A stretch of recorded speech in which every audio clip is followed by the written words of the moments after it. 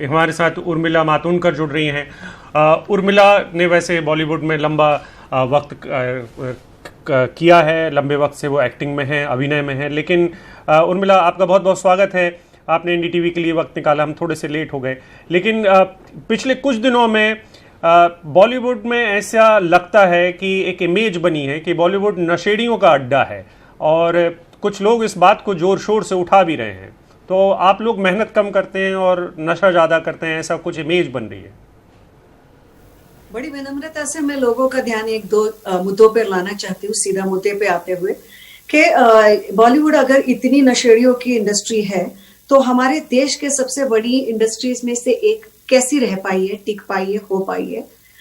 बॉलीवुड में मुझे लगता है स्वतंत्रता के बाद जिस पैमाने पर, जिस जुनून से, जिस पैशन से बड़े बड़े फिल्म मेकर्स ने फिल्में बनाई, इस देश को इकट्ठा लाने का, उसे खूबसूरती से पेश करने के काम किए हैं। भले ही वो द ग्रेट राज कपूर होने दीजिए, दिलीप कुमार साहब हो, मनोज कुमार जी होने दीजिए, उन्होंने इतनी शानदार फिल्में देश प्रेम पे, देश पे बनाई हैं। वो क्या कर रहे थे, तब से आज तक हम क्या कर रहे थे। और ये इंडस्ट्री आज सिर्फ हमारे देश की नहीं, लेकिन पूरे विश्व भर में एक बहुत बड़ी फिल्म इंडस्ट्री के नाम पर जानी जाती है।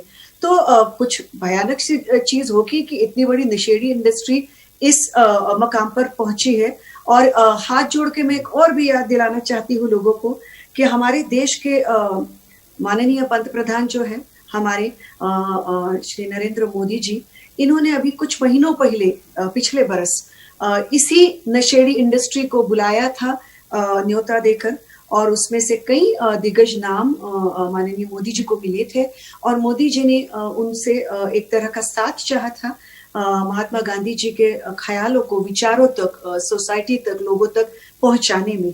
मुझे लगता है मोदी जी जो अपने आप में इतना बड़ा नाम है भारतीय संस्कृति को, विचारों को आज विश्व भर में लेकर जाने के, मुझे नहीं लगता वो ऐसे नशेड़ी इंडस्ट्री का सहारा या साथ देना पसंद कभी भी कतई करते। और तो मुझे ऐसे लगता है अपने आप में ये जो बयान है बहुत ही बेतुका सा और बेसलेस जिसको कहते हैं, ऐसा लगता है, ऐसा लगता है नहीं, लेकिन है। बिल्कुल एक एस्टेब्लिश अभिनेत्री हैं कंगना रनौत, उन्होंने थोड़ी देर पहले ट्वीट किया है, और उनका ट्वीट जो है वो हालांकि मुझे बड़ा अभद्र लगता है, लेकिन कुंठित पुरुषों और कंगना रनौत की जो बातें हैं वो तकरीबन एक जैसी हैं उर्मिला, कि उनका कहना है कि हीरो के साथ सोने के बाद 2 मिनट का रोल मिल जाता है। तो ये तमाम चीज़ें जो कुंठित पुरुष गली कूचों में या सड़क पर बात करते हैं, ठीक वही बात कंगना रनौत से आई है। लेकिन वो चूंकि इंडस्ट्री की हैं और उनको एक मुकाम हासिल है, इसकी वजह से मैं आपसे ये सवाल कर रहा हूँ। मुझे लगता है उन्होंने कई चीजों पे इस तरह की टिप्पणियां की है जिसे अभद्र ही कहा जा सकता है, अशोभनीय कहा जा सकता है, निंदनीय कहा जा सकता है। उसमें मुंबई पुलिस, मुंबई, महाराष्ट्र और अर्थात बॉलीवुड, और बॉलीवुड के कई सीनियर कलीग्स हमारी जो है, जैसे माननीय श्री जया बच्चन जी है, जिन्होंने आज जिस फेमिनिज्म की और फेमिनिस्ट फिल्मों की बात कागना कर रही हैं, उनके जन्म से पहले जया जी ने गुड्डी, मिली, अभिमान जैसी फिल्में की, जिसमें काफी सारी फिल्में उनके, जिसको टाइटल रोल कहते हैं हम, उसमें जया जी दिखाई दी हैं। वो हमेशा औरतों के लिए और समाज के लोगों के लिए आवाज उठाती रही हैं। और आज भी उन्होंने अगर इस इंडस्ट्री का एक हिस्सा होते हुए अगर अपने आप को अपमानित महसूस किया है और उसके ऊपर अगर उन्होंने आवाज उठाया है तो बहुत सही बात की है। लेकिन मैं हाथ जोड़कर एक सवाल पूछना चाहती हूँ कंगना जी से कि क्या उन्होंने किसी भी तरह की व्यक्तिगत टिप्पणी कंगना के ऊपर की है, किसी भी तरह का व्यक्तिगत कोई भी आरोप या गंदी चीज उनके ऊपर की है, जो कंगना ने लगातार उनके ऊपर भी, उनको भी नहीं छोड़ा है। मुझे लगता है हमारी जो भारतीय संस्कृति और सभ्यता है उसमें हमें इस तरह से बड़ा नहीं किया जाता कि ये बताकर कि आपके इंडस्ट्री के जो सीनियर लोग हैं उन्हें आप इस तरह नीचे घसीटो, कीचड़ में लाओ, आप उनके बेटे बेटियों के ऊपर इस तरह के ट्वीट करो कि आपका बेटा अगर हैंग करता हुआ नजर आए, या इस तरह के अभद्र भाषा का। मुझे लगता है जिस जगह से मैं आई हूँ, जिस घर से मैं आई हूँ, और जिस देश और प्रदेश से हम सब है, उसकी सभ्यता और संस्कृति इसकी इजाजत नहीं देता। और मुझे लगता है अपने आप में भारत के लोग भी ये समझेंगे और इस चीजों की सच्चाइयों तक जरूर पहुंचेंगे। लेकिन उर्मिला, मेरा एक कटु सवाल है, वो ये कि जया बच्चन बोल रही हैं, हेमा मालिनी बोल रही हैं, उर्मिला मातोंडकर बोल रही हैं, क्योंकि उनको लगता है कि जिस इंडस्ट्री में वो काम करती हैं उसका अपमान हो रहा है, उसकी एक इमेज बनाई जा रही है। लेकिन बॉलीवुड के पुरुष कहाँ हैं, वो हीरो कहाँ हैं जिन लोगों जो आपके सह कलाकार के तौर पर काम करते हैं, जो बहुत बड़े नाम हैं, वो तो गायब हो गए हैं। आप लोग खुद डिफेंड करने के लिए बस आई हैं। मुझे आज इस वक्त पे 10 या 15 ऐसी बड़ी बड़ी चीजें मैं आपको बता सकती हूँ जो इस देश में हो रही है और जिसके ऊपर बड़े बड़े दिग्गज लोग भी आवाज नहीं उठा रहे हैं। तो बॉलीवुड को इस पे इस समय क्यों टारगेट किया जा रहा है? सही है आप जो कह रहे हैं, और इसलिए मुझे मेरे कॉन्शियस ने, जिसे हम मराठी में सत्सद विवेक बुद्धि कहते हैं, जो सही गलत की पहचान की बुद्धि होती है इंसान की, उसके ऊपर कहीं ना कहीं सवाल या निशान खड़ा हुआ। तो आज मैं यहाँ पर आई हूँ किसी भी पार्टी के तौर से नहीं। मुझे लगता है सारी पार्टी अपने आप में उनके प्रवक्ताओं के जरिए काफी they are quite capable of talking for themselves. लेकिन यहाँ पे सवाल ये उठता है कि जिन लोगों की आप बात कर रहे हैं, उनकी जिंदगियां, उनके करियर्स, उनकी फिल्में जिन पे करोड़ों रुपए लगे होते हैं, जिनके ऊपर हजारों लोगों की मेहनत और सपने लगे हुए होते हैं, तो उन सबकी जिंदगियों के साथ कहीं खिलवाड़ ना हो जाए, इस कहीं ना कहीं डर से वो पीछे हटे हुए हैं और वो बात नहीं कर रही हैं। वरना कौन इंसान ये चाहेगा कि आप कुछ चंद लोगों से आपकी पर्सनल दुश्मनी के चलते पूरे इंडस्ट्री को इस तरह बदनाम कर रहे हो। अच्छा, दूसरी बात, अगर इनके पास वाकई ऐसी कोई जानकारी है तो मैं जरूर कहूंगी कि ऐसे लोगों को बुलाया जाए, उनकी जांच की जाए और उनके ऊपर सख्त से सख्त कार्रवाई करनी चाहिए। ड्रग्स एक ऐसी समस्या है जिसे पूरे देश को जो है एक तरह से जकड़ लिया है और एक देश के लेवल पे हमको इससे जूझना है, ना कि सिर्फ एक इंडस्ट्री को जबरदस्ती। और वो जानती है कि ये बहुत सारे लोग इन सारे डर से, खौफ से बात नहीं कर पाएंगे, तो उसका पूरा फायदा उठाया जा रहा है। उर्मिला, आपको लगता है कि कंगना जो है वो ड्रग कंट्रोल का अगर उनको काम करना है तो उन्हें कहाँ जाना चाहिए? उनको मुंबई तो पीओके लगता है, ऐसा उन्होंने कहा भी है। मुझे बहुत ही खुशी है और बहुत आनंद है कि बावजूद उसके अपनी जान हथेली पर लेकर वो बंबई आई। उन्हें केंद्र सरकार से करदाताओं के पैसों पर जो Y+ सिक्योरिटी दी जाती है वो दी गई, और इसके बावजूद जिस वजह से उन्होंने वो सिक्योरिटी मांगी थी उसके ऊपर उन्होंने कोई कदम नहीं उठाए। इसके ऊपर मैं लोगों का ध्यान आकर्षित करना चाहती हूँ, लाना चाहती हूँ कि इनके पास जो भी जानकारी इन सारे लोगों के बारे में है, नशेड़ी बॉलीवुड इंडस्ट्री के बारे में है, उसके बारे में उन्होंने क्या नारकोटिक्स डिपार्टमेंट से कोई मुलाकात की, इसके बारे में मुझे तो जानकारी नहीं आई।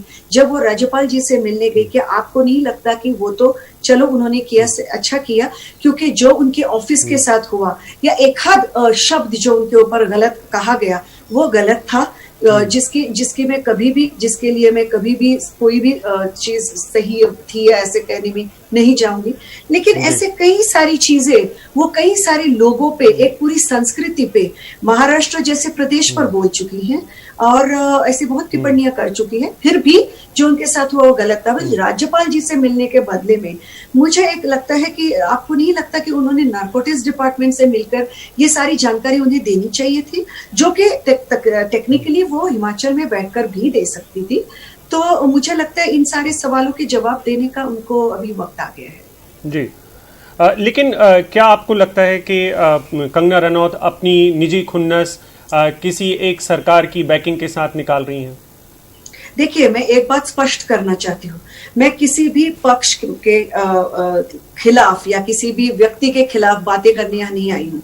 किसी के खिलाफ बातें करने के बदले में मैं भारत की साथ की बात कर रही हूँ, मैं महाराष्ट्र के साथ। महाराष्ट्र आज इतने कठिन समय से गुजर रहा है, पूरा देश इतने कठिन समय से गुजर रहा है। आज 5 मिलियन पे हमारा कोविड का नंबर चला गया है, कोविड के जो पेशेंट्स है उसका, उसमें के कुछ जो लास्ट मिलियंस है वो सिर्फ पिछले 11 दिनों में बाधित हुए लोग हैं।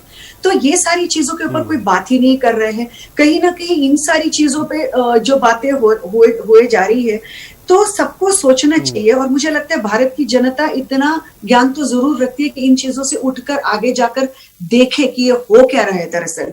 क्या वाकई इस सब में ऐसी कोई दूसरी ही बड़ी साजिश है जिसकी छोटी चीज ये फ्रंट पे चल रही है। इस तरह की कोई भी टिप्पणियां मैं करना जरूरी नहीं समझती, लेकिन मैं लोगों को चाहती हूँ कि वो अपने तरफ से विचार करें, इस पर सोचे जरूर। एक ऐसा वक्त आया है कि भारत के लोग आज ऐसे समझकर नहीं बैठ सकते कि मुझे नहीं पता करना है कि क्या हो रहा है देश में। हमें पता करना पड़ेगा, क्योंकि हम जिस तरह आज जा रहे हैं, जिस तरफ जा रहे हैं, जिस तरह हमारी जीडीपी जा रही है, इकोनॉमी जा रही है, अनएम्प्लॉयमेंट है, माइग्रेंट्स की डेथ्स हो चुकी है जिनका कोई नंबर लोगों के सरकार के पास नहीं है। इन सारी चीजों पे बातें होनी चाहिए। उसके ऊपर, किसानों के आंदोलन के ऊपर कोई बात नहीं करता। और क्यों ये सारी चीजें सिर्फ एक व्यक्ति को पकड़कर कहीं लोगों का ध्यान तो नहीं हटाया जा रहा है? इंडो चाइना की बात वही सवाल पूछना चाहता था कि क्या आप लोग, यानी कि बॉलीवुड के लोग बहुत इजी टारगेट हैं, एक खिलौना है, सॉफ्ट टारगेट हमेशा रहते हैं, और एक किस्म का खिलौना है कि अगर हमको हेडलाइन बदलनी है तो हम किसी अभिनेत्री को या किसी अभिनेता को ले आए और उनसे ऐसी कोई बात करा दें जिससे जनता का ध्यान भटक जाए, पूरी तरह से ध्यान भटक जाए। क्योंकि मैंने आज एनडीटीवी की आप ही के साइट पे सुबह ट्विटर पर देखा था कि किसी भी तरह का एविडेंस ड्रग्स से बॉलीवुड को कनेक्ट करते हुए नहीं पाया गया है, ऐसा पार्लियामेंट में कहा गया है होम मिनिस्ट्री की तरफ से। ऐसा मैंने आज सुबह एनडीटीवी की साइट पर ट्विटर पे देखा था। ज्यादा डिटेल में मैं सच कह रही हूँ, मैं नहीं पढ़ पाई, लेकिन ये मैंने आज सुबह में पढ़ा था। तो क्या फिर हाथ जोड़कर माफी मांगेंगे वो सारे लोग, ना ही सिर्फ कंगना, जिन्होंने ऐसे दावे किए हैं और फिल्म इंडस्ट्री को बदनाम किया है? और मैं एक बार फिर कहती हूँ कि ऐसे अगर कोई लोग फिल्म इंडस्ट्री में हैं तो उनको जरूर कॉल आउट करना चाहिए, उनकी जांच पड़ताल होनी चाहिए, और ऐसी चीजों को पूरी तरह से जो है बॉलीवुड से ही नहीं हमारे देश से नष्ट करने में हम और आप एक साथ खड़े रहने चाहिए। लेकिन पहले इसकी जांच पड़ताल तो करवाएं, जो लोग करने चाहिए वो। और कंगना जैसे लोग जो इतने बहादुर आज बनकर इतनी बड़े सपोर्ट कर रहे हैं, वो बाहर आकर खुलकर बात तो करें। जी, जया जी ने कहा है कि लोग जिस थाली में खाते हैं उस थाली में छेद करते हैं। नहीं, मुझे लगता है कि कहीं ना कहीं यही बात हुई। आज जब मैं एक मराठी मिडिल क्लास बैकग्राउंड की लड़की, मैंने भी काफी नेपोटिज्म शुरुआत के दिनों में सफर किया, फेस किया, आज तक करती हूँ। आज मेरी पिक्चर को 25 बरस हो गए, रंगीला को, लेकिन फिर भी मेरे लिए उस पिक्चर की जब बातें होती है बहुत ही तारीफ के कम शब्द बोले जाते हैं। मेरे बहुत बेहतरीन क्या कहते हैं परफॉर्मेंस के बावजूद मुझे भी कई अवार्ड से दूर रखा गया। आज मैं जो कुछ भी हूँ इस इंडस्ट्री की वजह से, उसमें मुझे बहुत बेहतरीन लोग मिले, बहुत बेहतरीन साथ भी मिला लोगों का। सो ये सारी चीजें आप एक सेकंड में भूल कर, और इतने बड़े आपके सफर में क्या आपको कोई अच्छे लोग नहीं मिले? ये सारे सवाल तो आएंगे ना, और वो पूछे जाएंगे। कंगना एक बेहतरीन कलाकार है। मैं जब उनके बोला में जब देखी, मैंने उनकी बहुत तारीफ की थी। मैं उनको जब मिली एक फैशन शो में क्वीन के बाद, मैंने उनकी तारीफों के पुल बांधे। और ये सही है कि वो बहुत बेहतरीन कलाकार है। तो जिन्होंने उसे ये सारे मौके दिए, जब तक कि वो अपने आप के लिए वो मौके क्रिएट ना कर पाई, उन लोगों के लिए उनका कुछ तो फर्ज बनता है कि उन्हें थैंक यू, शुक्रिया नहीं तो कम से कम उन्हें कीचड़ में ना घसीटे। ये मेरी सभ्यता और मेरी अपब्रिंगिंग मुझे बताती है, बाकी सब उनके ऊपर है, वो क्या सोचती है। मेरा एक सवाल था जो निधि जी ने भेजा हुआ है, वो ये कि सितारों को लोग अपना रोल मॉडल भी मानते हैं, जैसे कि सुशांत को रोल मॉडल मानते हैं, जैसे कि आपको मानते हैं या कंगना को मानते हैं, बहुत सारे लोग अलग अलग लोगों को मानते हैं। तो आपके ऊपर विशेष निगाह इस वजह से होती है कि अगर आप थोड़ा से भी ड्रग में या कहीं पे भी शामिल होते हैं तो वो बहुत सारे लोग कॉपी करते हैं। बहुत सही बात कही उन्होंने, लेकिन ये बात क्या है, एक उंगली जब मैं आपके तरफ दिखा रही हूँ, 4 मेरी तरफ है, तो ये बात उनको अपने आप के लिए भी जहन में रखनी चाहिए।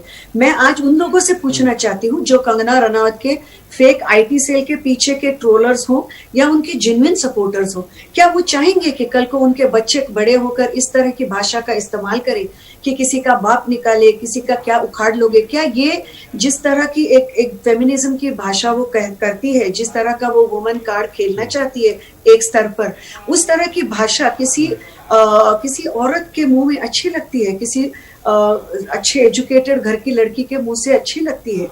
तो मैं ये सवाल आज उन लोगों से पूछना चाहती हूँ जो कि उसको अपना आइकॉन मानते हैं। तो मुझे लगता है जैसे सुशांत सिंह, जब उसकी ये खबर मुझे आई उसके गुजर जाने की, मुझे बेइंतहा दुख हुआ, क्योंकि सुशांत सिंह राजपूत, मैं चाहती हूँ कि आज इस देश की जनता उसे एक बेहतरीन रोल मॉडल जो वो था, एक बेहतरीन कलाकार जो वो था, एक छोटे से शहर से आकर इतना बड़ा अपने आप के लिए नाम उसने कमाया, एक बहुत बेहतरीन लोगों के सामने एक अपना नाम रखा, उस हिसाब से याद करें, ना कि इस हिसाब की कि उसकी मौत की इस तरह की भयानक भयानक तमाशा बनाकर रोज आज क्या वो ड्रग एडिक्ट था, क्या वो डिप्रेस सोल था, क्या वो ये था वो था करके लोगों के दिलो दिमाग से उसकी खूबसूरत यादों को कुचला ना जाए, उसकी गरिमा जो है, उसकी जो जिंदगी की खूबसूरती को आप और हमारे दिलों में हमेशा बरकरार रहे, इसके लिए और उनकी जो आत्मा है उसे क्या कहते हैं शांति मिले निरंतर, इसके लिए हमें कोशिश करनी चाहिए। कहीं इस सारे सर्कस में वो बेसिक चीज ही जस्टिस के नाम पे तो हमसे दूर नहीं हो रही है, ये हमें सोचना तो चाहिए। बहुत बहुत शुक्रिया उर्मिला।